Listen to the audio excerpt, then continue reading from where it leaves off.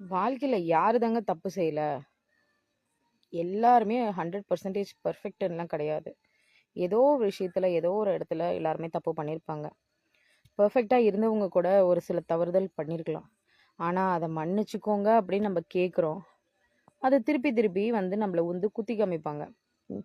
மன்னிச்சுக்கிறேன் அப்படின்னு சொல்லிட்டு ஏத்துக்கிட்டு, திருப்பி திருப்பி அத குத்தி காமிப்பாங்க. அதுலயே நம்மளுக்கு பாதி எனர்ஜி போயிடும். டவுன் ஆயி உட்காருவோம். இதே மாரி நடந்துட்டே இருந்தா, ஒரு சில நாள் எல்லாமே மாறி போகும்.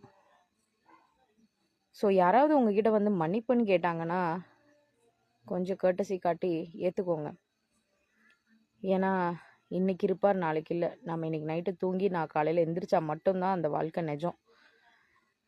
ஸோ பிரசன்ட் லைஃப வந்துட்டு வாழுங்க. பாஸ்ட் லைஃப நெனச்சுட்டே உட்காந்துட்டு இருந்துட்டோம்னா, இருக்கிற லைஃபும் சுத்தமா போயிடும். எதுக்குமே யூஸ் ஆகாதுங்க.